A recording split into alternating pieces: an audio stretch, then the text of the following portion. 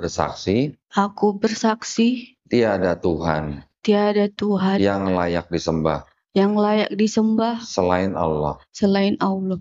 Dan aku bersaksi Dan aku bersaksi Nabi Muhammad Nabi Muhammad adalah adalah utusan Allah. utusan Allah. Alhamdulillah, Allahu Akbar.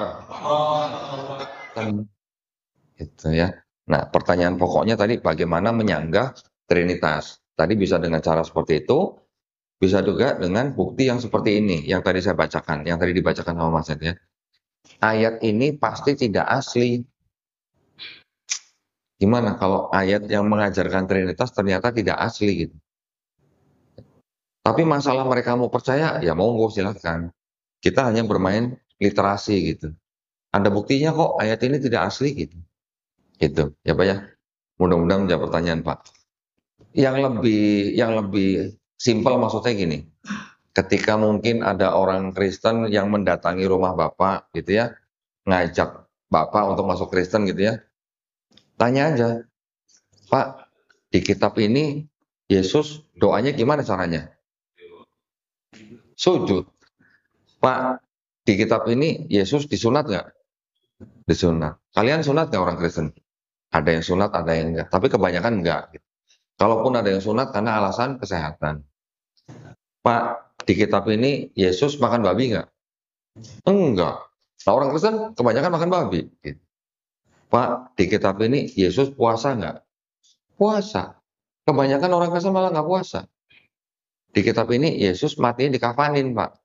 Ceritanya, ya walaupun buat kita bukan Nabi Isa yang disalib ya. Kita tidak mempercayai Nabi Isa AS dibunuh dan disalib. Tapi di sini diceritakan Yesus disalib, jenazahnya dikafanin, Pak. Nah sekarang umat beragama apa yang doanya sujud, disunat, nggak makan babi, puasa, dan jenazahnya dikafanin? Agama apa? Islam. Berarti kita ini malah sebenarnya kalau boleh dikatakan mengikuti sunnah Yesus di Bible dong. Sunnah Yesus gitu. Ya, kira-kira begitu, Pak. Ya walaupun yang kita lakukan sekarang adalah syariat yang sudah disempurnakan dalam Quran dan Sunnah, tetapi di dalam kitab mereka Yesus malah diceritakan begitu. Berarti kan ada kemiripan. Yesus doanya sujud. Nabi Muhammad SAW diperintahkan sujud. Quran surat Al-Hajj ayat 77. Nabi-nabi di perjanjian lama juga diperintahkan sujud. Kejadian 17:3 Abraham sujud. Keluaran 3:48 Nabi Musa sujud. Bilangan 16:22 Nabi Musa dan Harun sujud. 1 Tawarik 29:20 Mazmur 95 ayat 6 Nabi Daud dan umatnya sujud. Nehemia 8 ayat 6 Nabi Esra sujud. Yosua 5 ayat 14 Nabi Yosua bin Nun sujud. Yesus di sini Matius 26:39 sujud. Nabi Muhammad SAW juga diperintahkan sujud.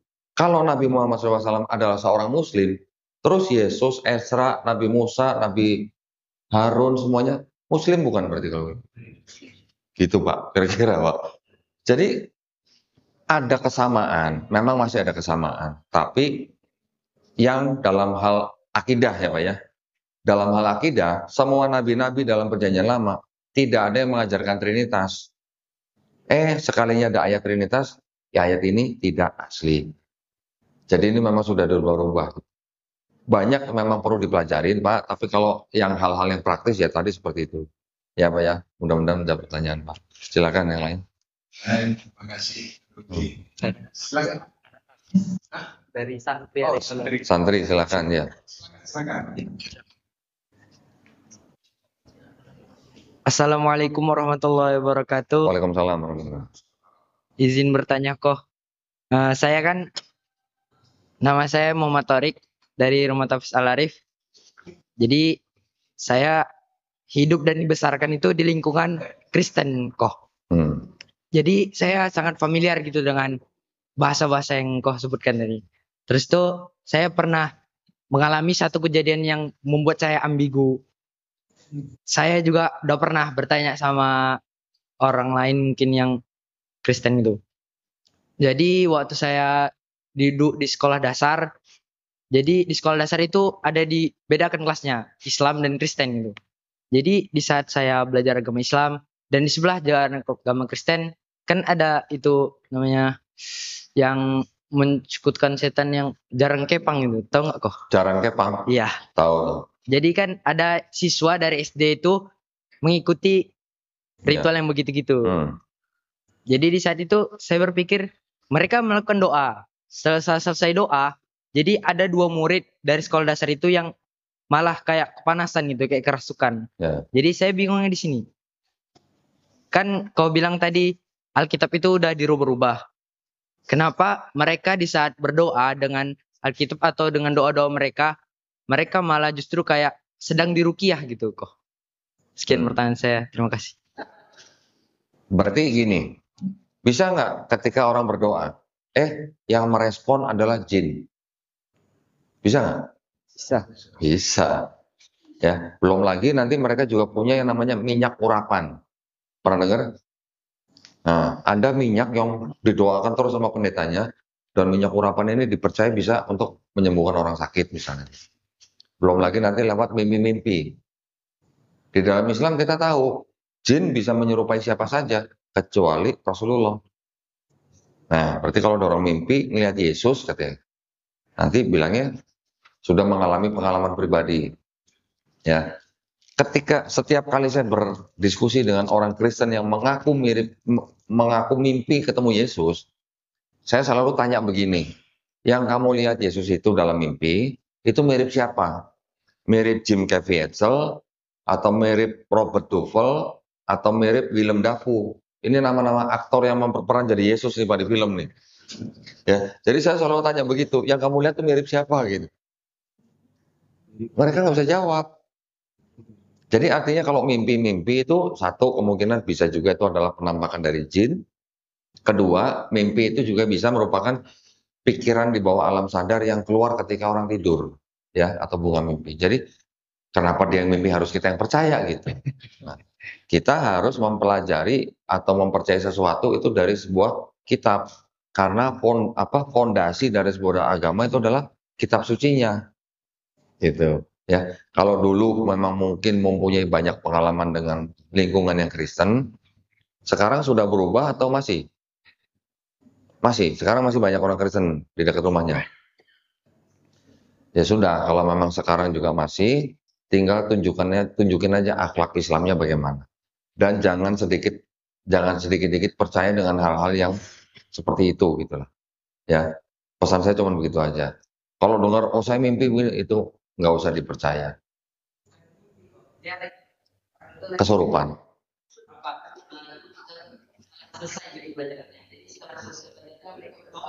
Iya. Iya. Iya bisa aja itu adalah jin. Itu adalah respon daripada jin. Ya, tidak usah terlalu dipikirkan yang hal begitulah. Nggak usah ini. Itu tidak ada hubungan sama sekali dengan kebenaran gitu. Ya, pelajarin aja terus Islamnya. Di dalam Islam kan kita percaya gaib. Kita juga percaya ada jin gitu. Jin itu bisa merespon hal-hal seperti itu. Nggak usah orang Kristen, orang Islam yang melakukan amalan-amalan tertentu aja, bisa jadi yang merespon adalah jin. Gitu. Ya. Silakan yang lain. Silakan dari ibu lagi, mungkin ada. Silakan. Ada Aulia. Santri. Silakan. Ibu santri. Oh, Masya Allah. Silakan.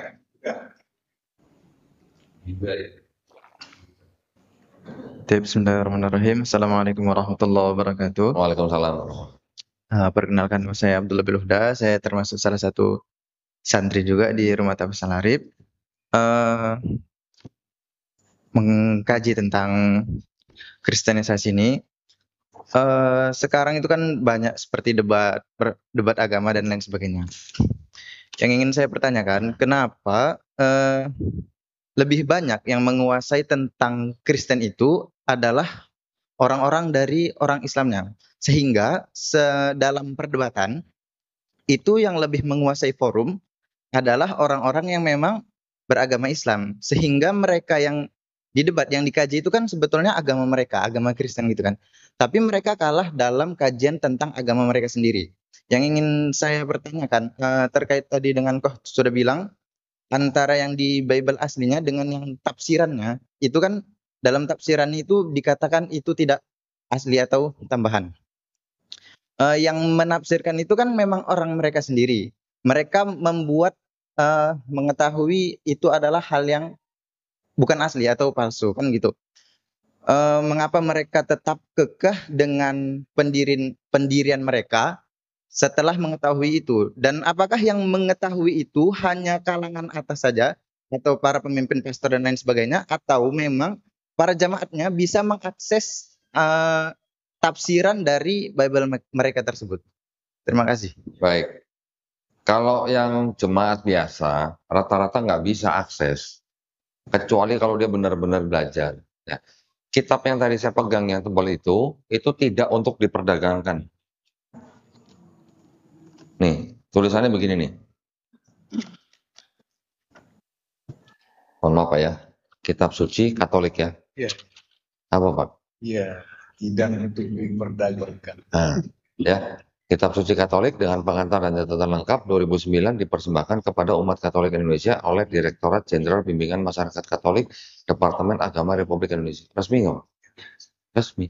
Tidak semua masyarakat Kristen sendiri bisa punya akses buku seperti ini. Tapi hal-hal seperti ini sekarang makin kesini makin umum, ya. Jadi makin mudah diakses.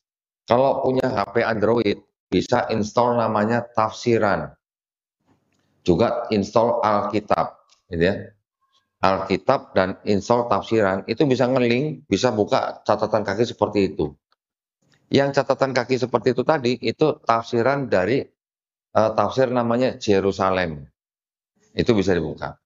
Ya. Jadi sekarang sudah tidak perlu beli kitab seperti ini. Kemarin ada yang nawarin saya kitab seperti ini 15 juta, Pak. Ya, sekarang di Android sudah bisa dibuka. Nah, kalau nanya kenapa mereka kok kekeh gitu. Orang Medan tahu kekeh ya? Nah, tahu ya. Bahasa Sunda kan gitu ya. Kenapa mereka begitu? Rata-rata mereka awam dan mereka rata-rata terikat oleh urusan duniawi. Bisa urusan pekerjaan, bisa urusan sosial, bisa urusan macam-macam jabatan dan sebagainya. Keluarga dan sebagainya. Jadi buat mereka hal-hal yang seperti itu tadi tuh mereka anggap nggak penting gitu kan. Yang penting buat mereka pengalaman pribadi dengan Yesus. Nah, kalau sudah bicara pengalaman pribadi, dikasih tahu begini, nggak efek. Tapi kalau orang yang mau menggunakan akal sehatnya, dikasih tahu begini, pasti mikir gitu. Nah, rata-rata tamu yang datang ke tempat saya, Pak, hampir tiap hari saya menerima tamu, baik dari kalangan Kristen maupun kalangan Muslim. Ketika saya suruh baca ini, yang tadi keterangan itu, ada sebagian yang mereka berpikir kemudian nangis. Nangis, ditutup terus nangis. Perempuan gitu biasanya. Katanya, kenapa nangis Mbak? Berarti selama ini saya dibohongin gereja ya. Nah kan Mbak sendiri yang ngomong, bukan saya. Gitu ya. Jadi ya ini hidayah adalah milik Allah SWT. Kita tidak bisa memaksakan sesuatu yang bisa membolak-balikan hati manusia, hanya Allah SWT. Biarin saja mereka mau ngotot, mau ngeyel, mau kekeh, itu urusan mereka. Yang penting kita sudah menyampaikan. Tugas kita adalah menyampaikan walaupun hanya satu ayat. Gitu ya. Insya Allah. Alhamdulillah, silakan. Ya, silakan. Nah, dari ini. Gua ada satu. Ini dulu, oh ini dulu ya. Silakan. Ya, Assalamualaikum warahmatullahi wabarakatuh. Waalaikumsalam. Ya, saya Saida Nurbebi dari Rumah Tahfiz Intensive Center yang ada di Simpang Selayang kok. Jadi pertanyaan saya, ini minta penjelasan sih kok tentang Kristen, tapi saya kemarin ada lihat di sosial media, dia melabel itu Kristen Ortodoks kok. Jadi dari segi ibadahnya itu menutup aurat, baru ruku, sujud, tapi yang di depannya adalah salib dan megang Alkitab. Itu apa dan bagaimana ya kok? Ya. Terima kasih. Assalamualaikum warahmatullahi wabarakatuh. Waalaikumsalam warahmatullahi wabarakatuh.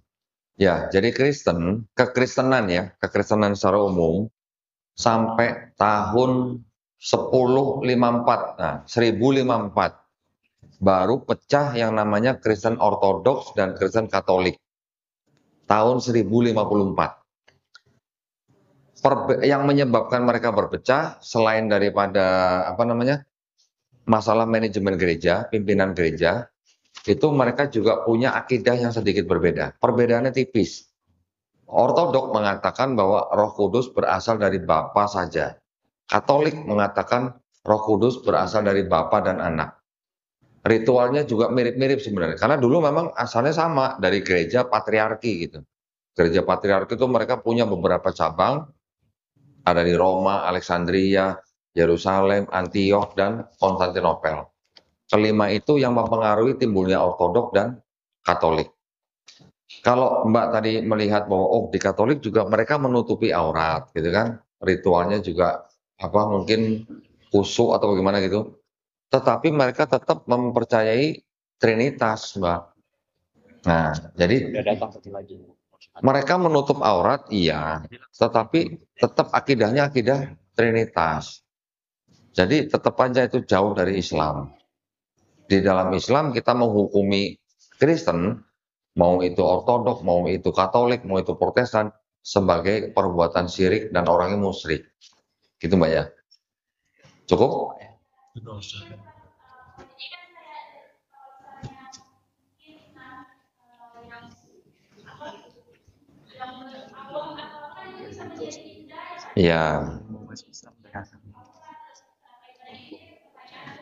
Ya, betul, betul. Dulu kira-kira tahun berapa ya?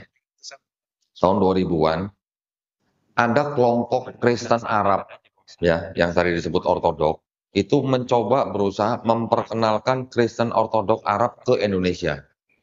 Sekarang tokohnya masih ada, namanya Bambang Nursena. Kalau yang pernah dengar, ada yang pernah dengar ya? Oh, udah musyadat ya? Iya, sebentar ya. Enggak, ini saya hanya memberitahu aja. Jadi ada sebuah lembaga namanya ISCS. Saya lupa singkatannya apa. Salah satu petingginya itu sudah masuk Islam. Salah satu petingginya. Namanya Ustadz Menahem Ali, kalau pernah dengar. Di Surabaya. Beliau adalah dosen di Universitas Erlangga. Alhamdulillah dia sudah masuk Islam dan mereka mencoba memperkenalkan Kristen Arab itu ke Indonesia.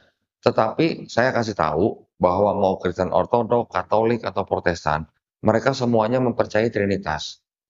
Ya, jadi jangan buru-buru percaya bahwa mereka ingin mendekati atau ingin menyerupai kita Islam, kita yang harus berhati-hati. Ya, mudah-mudahan kita semua dilindungi dari rahmat Allah SWT. Silakan, ini ada yang mau bersyahadat lagi? Alhamdulillah.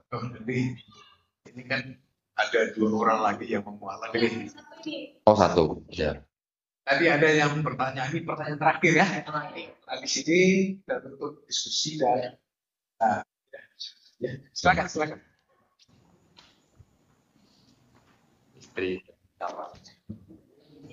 Assalamualaikum semuanya, nama saya Balkis.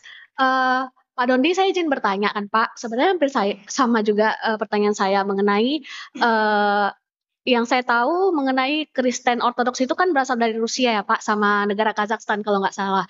Nah, tadi sudah sebagian terjawab. Nah, kemudian kalau untuk Yahudi sendiri yang pernah saya lihat di YouTube ya Pak ya, mereka juga menggunakan cadar. Nah, itu kenapa bisa seperti itu ya Pak? Nah, pertanyaan saya yang kedua, seperti di Turki kan Pak. Kalau di Turki kan kebanyakan juga yang saya tahu di informasi luar, tapi saya nggak pernah ke Turki sih sebelumnya. Banyak mayoritas Muslim itu memelihara anjing. Nah, itu hukumnya seperti apa ya Pak? Nah, kalau untuk yang negara Rusia dan Kazakhstan itu, yang mereka menggunakan hijab itu, apakah ada unsur dari faktor politik Pak? Jadi pertanyaan saya ada 2. Rusia dan Kazakhstan kan mereka kan Muslimnya kan Ortodoks Pak. Maksudnya Kristennya Ortodoks menggunakan jilbab. Itu sebenarnya tadi pertanyaan hampir sama. Nah, apakah di situ ada unsur faktor politik? Nah, pertanyaan kedua, kalau yang saya lihat di YouTube rata-rata, tapi saya kurang tahu ya Pak. Saya melihat orang Turki itu banyak yang memelihara anjing. Nah, itu hukumnya seperti apa ya Pak? Bisa dijawab. Terima kasih Pak. Ya, baik. Ya, jadi kalau yang Ortodoks, kalau Mbak tadi bilang Rusia itu bukan pusat, awalnya bukan Rusia malah. Nah, Rusia malah di bawahnya Gereja Ortodok yang pusat, Mereka malah membawai Rusia. Rusia menjadi gereja ortodok memang yang paling besar di seluruh dunia. Bahkan ortodok Amerika pun di bawahnya Rusia. Memang Rusia menjadi tempat bertumbuhnya Kristen ortodok yang paling besar di dunia. Kalau misalnya ada yang pakai cadar dan segala macam, ya itu memang sudah timbul dari budaya Timur Tengah. Ya, di dalam kitab mereka sendiri ini, walaupun yang disebut dengan Paulus, itu juga masih mengajarkan menggunakan kerudung.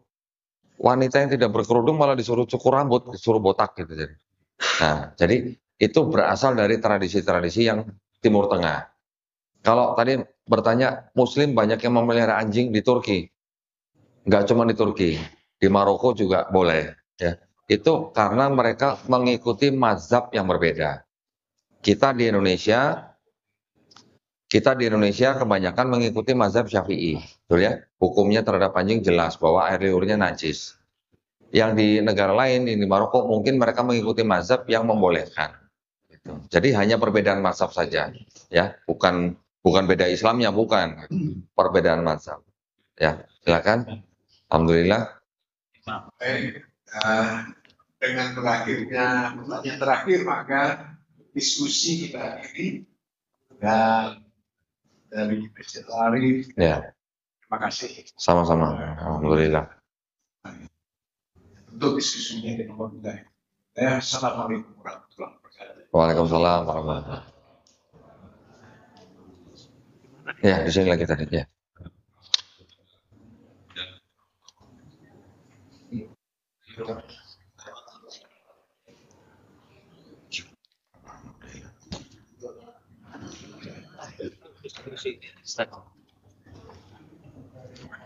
Baik. Tes. Bismillah. Assalamualaikum warahmatullahi wabarakatuh.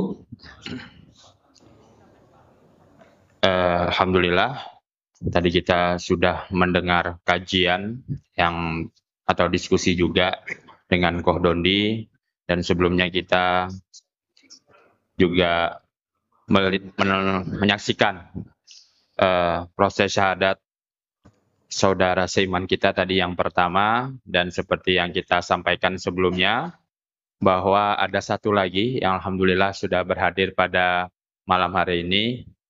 Mudah-mudahan pendampingan syahadat ini menjadi tanda bahwasannya masjid ini penuh dengan keberkahan. Amin. Ya, banyak kebaikan dan tentunya mengalir amal jariah bagi orang-orang yang senantiasa menghidupkannya. Amin. Ya. Jadi alhamdulillah di hadapan kita bersama ada saudara Sinte ya, Hulu ya. Beliau dari Nias, kelahiran 99. Berarti usianya 25 tahun, baru aja pulang kerja ini di Regal. Masya Allah. Ya, di Regal Jalan Adam Malik ya kalau tidak salah. Dengan penuh semangat beliau tetap meluangkan waktunya karena khawatir besok belum tentu ada umurnya nih. Ya. Jadi alhamdulillah beliau dengan penuh semangat bisa sampai ke Masjid Al-Arif. Padahal rumah di mana ini tinggalnya? Oh, di Adam Malik juga ya. Hati-hatilah nanti kalau pulang ya. Iya, jadi insya Allah kita akan lakukan pendampingan syahadat, kembali akan dibantu oleh Koh Donditan. Mungkin langsung saja Koh Dondi untuk membantu proses pendampingan syahadat ini. Silakan. Ini tolong dicatat. Ya, baik. Alhamdulillah. Allahu Akbar. Satu orang lagi masuk Islam. Alhamdulillah. Namanya Sinte. Sinte apa Sinte? Sinte, Pak. Sinte. Asli dari mana? Nias. Dari Nias. Oh, alhamdulillah. Sinte Priska Hulu ya. Iya, Betul Pak. ya. Seperti biasa, saya akan bertanya beberapa hal. Yang pertama, apakah saudari Sinte Priska Hulu ini mau memeluk agama Islam ini atas kemauan sendiri atau ada yang maksa atau merayu gitu? Atas kemauan sendiri, Pak Ustadz. Alhamdulillah, bukan Pak Ustadz. Udah dia aja. Ini kodon dia. Yang kedua, orang tua sudah tahu Sinte mau masuk Islam? Orang tua sudah nggak ada. Dua-duanya enggak ada? Iya. Oke, alhamdulillah. Tadi saya cuma bertanya, alhamdulillahnya maksudnya tidak perlu harus bersih tegang gitu dengan orang tua gitu ya. Maksud saya bertanya tadi karena kalau ada orang tua yang menentang, kita hanya bisa menjawab dengan lemah lembut, tidak boleh dengan suara tinggi gitu ya. Bukan alhamdulillah orang tua sudah meninggal, bukan. Yang ketiga, di dalam Islam ada syariat-syariat ya. Setelah bersyahadat ada sholat, ada zakat, ada puasa, ada haji jika mampu. Apakah saudari Sinte Priska Hulu ini berjanji untuk melaksanakan syariat-syariat tersebut? Saya berjanji, Pak. Baik, alhamdulillah. Baik, kalau begitu sudah pernah mendengar 2 kalimat syahadat? Sudah, Pak, tapi masih belum. Enggak apa-apa. Tapi sudah tahu artinya? Belum. Belum. 2 kalimat syahadat itu berbunyi asyhadu alla ilaha illallah wa asyhadu anna Muhammadar Rasulullah. Artinya aku bersaksi tiada Tuhan yang layak disembah selain Allah dan aku bersaksi Nabi Muhammad adalah utusan Allah. Itu artinya. Bisa menerima 2 kalimat tersebut? Bisa, Pak. Alhamdulillah. Baik, kalau begitu minta tolong Sinte baca dari sini ya. Dari surat pernyataan masuk Islam, kemudian dilanjutkan dengan saya yang bernama ini, nama Sinte, langsung agama sebelumnya apa. Terus dibaca ini sampai sini, baru Sampai kita sini. lanjutkan. Ya, silakan. Surat pernyataan masuk Islam. Saya yang bertanda tangan di bawah ini. Nama lahir Sinte Priska Hulu. Tempat lahir Holi. Tanggal lahir 24 Januari 1999. Alamat Holi Hilimba Bekare, Nias Utara. Agama sebelumnya Kristen. Menyatakan bahwa mulai hari ini Sabtu 7 Desember tahun 2024 di Medan, Indonesia, saya memeluk agama Islam tanpa ada paksaan dari pihak manapun juga, dan saya dalam keadaan sehat, jasmani dan rohani dalam menyatakan hal ini, serta disaksikan oleh 2 orang saksi yang ikut bertanda tangan di surat ini. Dan semenjak surat ini ditandatangani, saya menyatakan meninggalkan semua kepercayaan saya sebelumnya, serta saya menitipkan kepengurusan jenazah saya agar diurus dan dimakamkan sesuai syariat Islam. Baik, kita sekarang lanjutkan dengan pembacaan 2 kalimat syahadat. Sinte ikuti ya 2 kalimat syahadat yang akan saya tuntun. Setelah itu kita lanjutkan dengan terjemahan bahasa Indonesia. Sinte bisa telunjuk jarinya diangkat ke atas yang kanan. Nah, ini menunjukkan ketauhidan. Ya, ikutin ya kata saya. Bismillahirrahmanirrahim. Asyhadu alla ilaha illallah wa asyhadu anna Muhammadan Rasulullah. Aku bersaksi tiada Tuhan yang layak disembah selain Allah. Dan aku bersaksi Nabi Muhammad adalah utusan Allah. Alhamdulillah. Allahu Akbar. Allahu Akbar. Allahu Akbar. Alhamdulillah, sekarang saudari Sinte sudah sah menjadi seorang muslim. Ada beberapa hal yang ingin saya sampaikan. Yang pertama, setiap manusia yang lahir sebenarnya dia fitrah. Fitrah artinya dia seorang muslim. Dia menjadi Yahudi, Nasrani, atau Majusi karena orang tuanya. Ketika orang itu mendengar Islam, menerima Islam, dan mau memeluk Islam, orang itu sebenarnya tidak pindah agama. Ya. Jadi saudari Sinte ini sebenarnya bukan pindah agama, tapi kembali ke fitrahnya manusia sebagai muslim. Ya. Dan insya Allah semua dosa-dosa Sinte dari mulai akil balik sampai hari ini bersyahadat, insya Allah dihapuskan. Masya Allah. Jadi seperti bayi baru lahir. dosanya 0 misalnya ya. Tetapi semua kebaikan yang pernah dilakukan dari akil balik sampai hari ini tetap dicatat sebagai pahala kebaikan. Nah, karena dosanya 0, minta tolong doain kita semua di sini. Ya, doain kita semua supaya kita istiqomah dan husnul khotimah. Ya, amin ya rabbal alamin. Baik, terima kasih. Selamat buat Sinte Priska Hulu. Mudah-mudahan nanti bisa belajar Islam secara bertahap ya, step by step, pelan-pelan. Yang penting bisa menjalankan Islam dengan baik. Nanti dibantu dengan Mu'alaf Center Indonesia Peduli. Barakallahu fikum.